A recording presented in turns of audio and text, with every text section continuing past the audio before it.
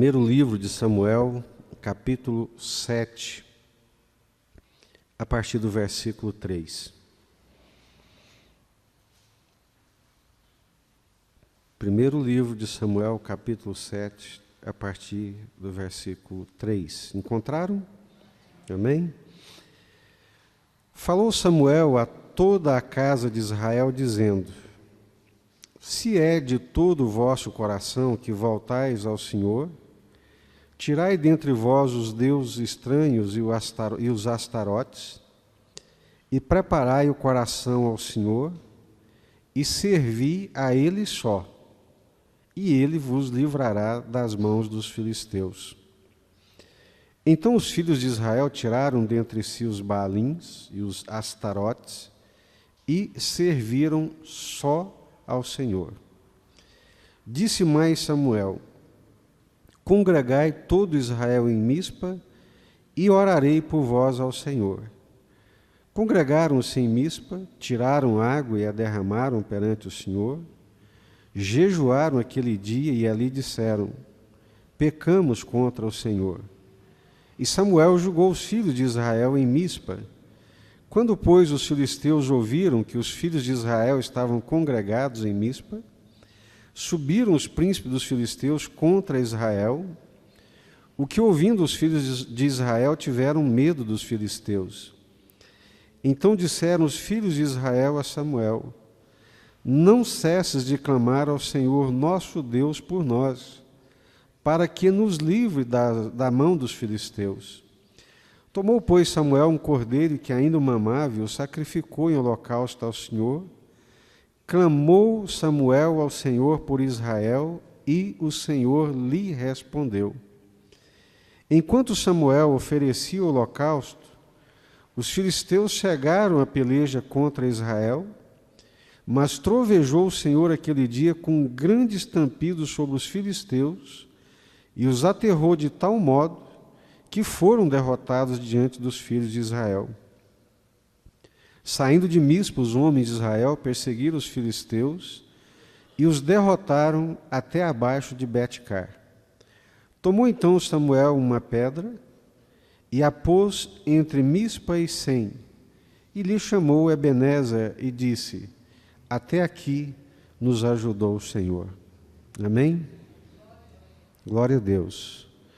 Até aqui nos ajudou o Senhor. Nós temos um Deus que nos ajuda. Esse Deus de Israel, esse Deus de Samuel, esse Deus do povo de Israel é o mesmo Deus a quem nós servimos. Amém? Para que nós fôssemos incluídos nessa aliança de Deus, nós sabemos o que Deus teve que fazer. Antes de Jesus Cristo, Deus se relacionava de um modo pessoal, presença, manifestação, era somente com Israel. As alianças de Deus eram com Israel, os oráculos de Deus vieram de Israel, a lei de Deus foi dada a Israel e por intermédio de Israel. Era uma nação separada por Deus e para Deus. Ou seja, o cuidado de Deus era com a nação de Israel. Mas vindo Jesus, derrubou a parede de separação, as inimizades existentes, e de dois, Israel e gentios, fez um só homem, que é a igreja de Deus. Amém? Então a relação de Deus hoje não é mais com Israel, mas é com a igreja, que inclui judeus e gentios. Hoje nós fazemos parte dessa mesma relação, dessa mesma aliança, desse mesmo tratamento de Deus. Esse Senhor que ajudou Israel, hoje é o nosso Senhor. Quem se entregou a Jesus, quem se rendeu a Jesus, quem é de Jesus, pelo sangue de Jesus, faz parte de uma nova aliança, essa aliança com Deus. Então, esse Deus de Israel é o nosso Deus. E eu quero rememorar com vocês aqui alguns fatos. Israel está há mais ou menos 20 anos subjugado pelos filisteus.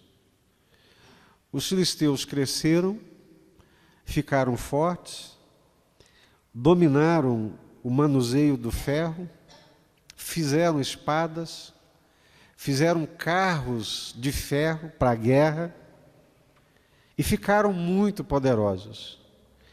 E à medida que eles se fortaleciam, Israel foi se debilitando. E quanto mais Israel se debilitava, mais os filisteus se fortaleciam e mais subjugavam e mais oprimiam Israel. E agora chega esse momento histórico em que o povo de Israel chega a Samuel, profeta de Deus, sacerdote, profeta de Deus, e pede para ele: ora para Deus mudar a nossa sorte, ora para Deus nos libertar do jugo dos filisteus, ora para Deus trazer livramento para nós. Já não suportamos mais esse jugo, já não suportamos mais essa humilhação e esse jugo de ser constantemente derrotados, assustados e amedrontados pela força do nosso inimigo.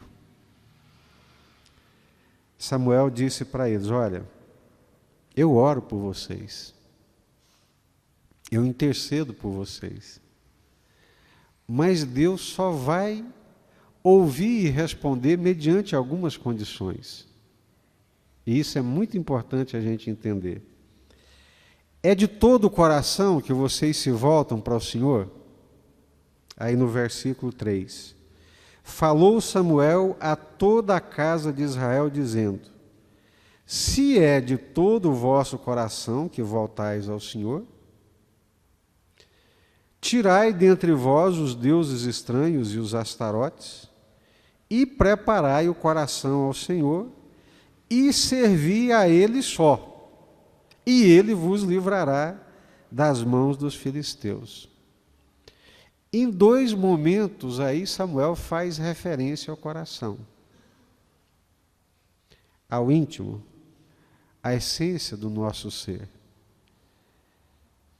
É de todo o vosso coração que voltais ao Senhor? Na teologia e na linguagem bíblica, fazer essa volta, nós chamamos isso de quê? Voltar. Converter. É a mesma ideia que eu já expliquei para vocês algumas vezes. Você chegou lá na rodoviária, comprou uma passagem para Goiânia, entrou dentro do ônibus, está dentro do ônibus, e a hora que você dá conta, o ônibus está passando pela gloriosa cidade de Abadiânia, né, metrópole, que só fala inglês agora, né? Lá é Rent House, né? Só inglês agora, até para alugar a casa é inglês. Aí você percebe que você está passando pela gloriosa Abadiânia e daqui a pouco está chegando em Alexânia. Ah, mas eu quero ir para Goiânia, eu comprei uma passagem para ir para Goiânia. Estou indo para Brasília. O que você faz? Desce imediatamente do ônibus. Na primeira possibilidade, você dá um berro com o motorista, para, que eu quero descer. Você desce e faz o caminho de volta, porque a coisa está indo num rumo, numa direção completamente errada. É exatamente isso que Samuel está dizendo para o povo. O coração de vocês está indo numa direção contrária à vontade de Deus. Irmãos, Deus não abre mão da sua vontade. Deus não abre mão da sua vontade. Deus não abre mão da sua verdade. Deus não abre mão daquilo que Ele considera reto e direito. Deus não abre mão do seu caminho. É coisa do coração. É de todo o coração que vos voltais ao Senhor? Vocês estão fazendo essa volta aí de um modo seguro e radical? Porque se vocês estão voltando para o Senhor de todo o coração, então abandone os deuses estranhos e os astarotes, e preparai o coração para o Senhor, e servi a Ele só, então Ele vos livrará.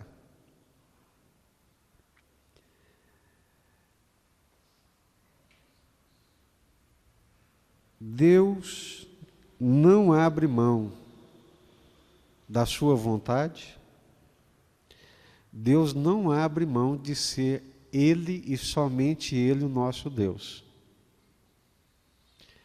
Aí se a gente lembrar das palavras de Jesus que diz assim, ninguém pode servir a dois senhores, porque vai agradar um e vai aborrecer a outro. Então Deus, Ele é extremamente exigente nesse caso peculiar. Ou nós servimos a Deus, ou então Ele não aceita. Ou nós servimos de todo o nosso coração, ou não o servimos. Samuel, clame ao Senhor por nós. Já não suportamos mais esse jugo. Já estamos humilhados há tantos anos, já estamos subjugados, derrotados e cada dia mais enfraquecidos. O nosso vigor, a nossa força, o nosso esforço é levado pelo inimigo, é levado pelo filisteu. Clama a Deus por nós, clama ao Senhor por nós, ok? É de todo o coração que vocês estão voltando para o Senhor? É uma conversão verdadeira e genuína?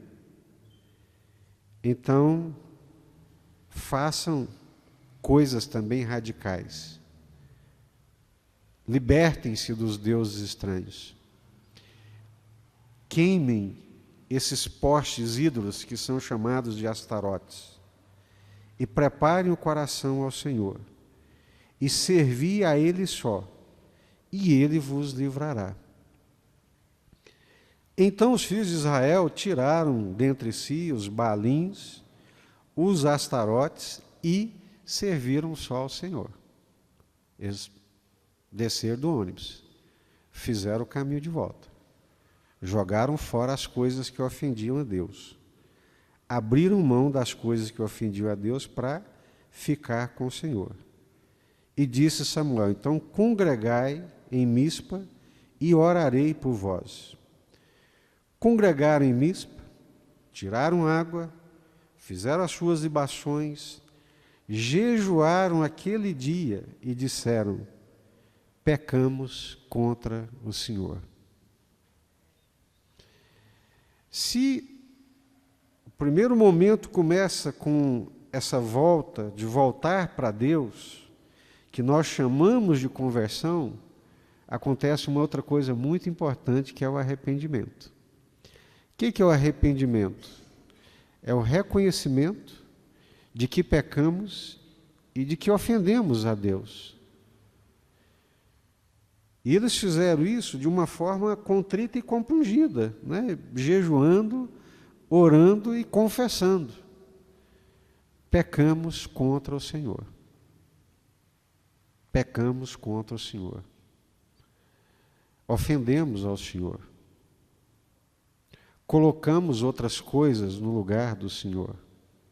Colocamos baalins, colocamos astarotes, colocamos os deuses estranhos, deixamos que essas coisas ocupassem o nosso coração, mas queremos servir só ao Senhor e reconhecemos que pecamos contra o Senhor. Conversão, arrependimento. São inúmeros os lugares na Bíblia que sempre estão dizendo, voltai-vos para o Senhor. Abandonai o caminho que não é o caminho do Senhor e voltem-se para o Senhor e voltem de todo o coração. Deus nos sonda e nos sonda pelo coração. Nós sabemos e Deus também sabe quando o nosso coração não é completamente dele. Nós sabemos, e Deus também sabe, quando o nosso coração é dividido. Mas eles buscaram o Senhor. Eles se converteram. Eles saíram daquela direção errada.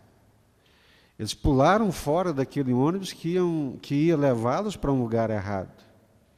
Desceram do ônibus, fizeram o caminho de volta, para poder caminhar para o lugar certo, que é a vontade de Deus, que é estar debaixo da obediência a Deus.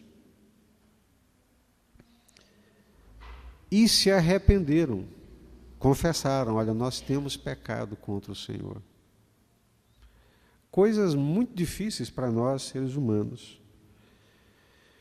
Quando os filisteus ouviram que os filhos de Israel estavam congregados em Mispa, subiram os príncipes contra Israel, o que, ouvindo os filhos de Israel, tiveram medo dos filisteus. Imagina o que é ser 20 anos subjugado. Imagina saber que o inimigo ele tem uma força tecnológica naquele momento muito maior do que a sua. Se você ler aqui, eu citei outro dia aqui, se você ler, eu estou lendo Samuel nos meus devocionais durante essa semana, você vai perceber que os filisteus, eles haviam dominado de tal maneira a tecnologia do manuseio do ferro, que agora eles tinham lanças, espadas, carros de ferro, preparados para a guerra, milhares de carros de guerra. E aquilo vinha para a batalha fazendo um barulhão estonteante. Os cavalos puxando aqueles carros balançavam e fazia a terra tremer. E eles então, quando ouviram que o inimigo vinha, amedrontados, acostumados a servir, acostumados a ser subjugados, tiveram medo dos filisteus. E disseram a Samuel: não cesses de clamar ao Senhor nosso Deus por nós, para que nos livre da mão dos filisteus. Conversão, arrependimento e clamor a Deus. Não cesses de clamar. Não cesses de clamar ao Senhor nosso Deus para que nos livre das mãos dos filisteus. Irmãos, o livramento vem do Senhor. Amém? O livramento vem do Senhor, a libertação vem do Senhor, a transformação de uma situação também vem do Senhor. É Ele que opera as coisas, Ele que faz as coisas acontecer. E eles, embora estivessem borrando de medo, embora entendesse a posição inferior em que eles estavam, mas eles sabiam que a intervenção de Deus podia mudar aquele quadro e podia mudar aquela situação. Eles tinham essa convicção. Então Samuel ora, sacrifica holocausto ao Senhor, clamou Samuel ao Senhor por Israel, e o Senhor lhe respondeu. Amém? De um lado, o povo se converte. De um lado é o povo que se converte e que se arrepende. De um lado é um povo que se volta para Deus, que arrepende de todo o coração, que se achega a Deus, que clama a Deus. E do outro lado está um Deus que ouve as nossas orações e responde às nossas orações. Deus responde às nossas orações, irmãos. Às vezes, a resposta de Deus às nossas orações é não. Às vezes, Deus se silencia, mas às vezes Deus diz sim. E quando nós confiamos em Deus de todo o nosso coração, e clamamos a Deus e buscamos a Deus de todo o nosso coração, a resposta que vier da parte de Deus trará paz, alegria e contentamento para o nosso coração. E graças a Deus, nesse caso específico aqui, Deus respondeu favoravelmente. Respondeu favoravelmente, trovejou o Senhor aquele dia com grande estampido sobre os filisteus, os aterrou de tal modo que foram derrotados diante dos filhos de Israel. Não havia nenhum pingo de dúvida de que aquela vitória naquela situação era uma obra de Deus. Era uma ação sobrenatural da parte de Deus. Do ponto de vista humano, do ponto de vista natural, da arte da guerra, da estratégia da guerra, era impossível para Israel vencer os filisteus. Era impossível. Mas do ponto de vista da percepção espiritual, do entendimento espiritual, da relação com um Deus vivo que responde às nossas orações e que intervém, fica muito claro que foi a intervenção de Deus que lhes garantiu a vitória. A vitória vem do Senhor. A vitória não vem de cavalos, a vitória não vem da força do valente, a vitória não vem dos carros de guerra, mas a vitória, ela vem do Senhor. A vitória, ela vem do Senhor. E Deus interviu. Deus entrou na história naquele dia, entrou no meio daquela batalha e determinou os destinos daquela batalha. Porque Ele é Deus. Ele é o Senhor. E a intervenção de Deus, a ação de Deus foi o que lhes garantiu a vitória. E aquele inimigo opressor, forte, terrível, é desbaratado. E os homens de Israel perseguiram os filisteus e os derrotaram até abaixo de Bet-car. Tomou então Samuel uma pedra e colocou entre Mispa e Sem e lhe chamou Ebenezer. Até aqui nos tem ajudado o Senhor. Amém? Um Deus que intervém, um Deus que responde às nossas orações, um Deus que nos ajuda. Podemos afirmar com toda a confiança: o Senhor é quem me ajuda. Está escrito na palavra de Deus, Hebreus capítulo 3, versículos 5 e 6. Podemos afirmar com toda a confiança: o Senhor é o meu auxílio. Feliz, bem-aventurado, abençoado é aquele que faz do Senhor a sua ajuda, que deposita no Senhor a sua confiança e que deposita no Senhor a sua esperança. Amém? Qual é a palavra de Deus para nós nessa noite? Deus é um Deus que intervém. Deus é um Deus que responde às nossas orações. Mas Deus é extremamente exigente. Deus não topa partilhar o nosso coração com outros deuses ou com outras coisas. Deus quer ser, de fato e de verdade, o nosso Deus. Conversão, arrependimento, oração, clamor, intercessão, e Deus age, manifesta a sua glória, responde à oração, e a vitória vem do Senhor. E Ebenezer, até aqui nos ajudou o Senhor. Eu gosto muito da expressão porque ela tem também uma perspectiva de limites. Era como que Samuel estivesse dizendo para ele: gente, a pedra está aqui, olha, foi até aqui. O Senhor veio conosco até aqui. Não queira passar adiante. Até aqui, até esse ponto, é onde o Senhor tem nos ajudado. Não se iluda achando que é a nossa força e vamos continuar a batalha para além desse ponto. É preciso entender também, entender de todo o coração os limites de Deus, os limites que Deus nos impõe. Entender que para servir a Deus e para desfrutar da bênção de Deus, nós vamos nos sujeitar aos limites de Deus.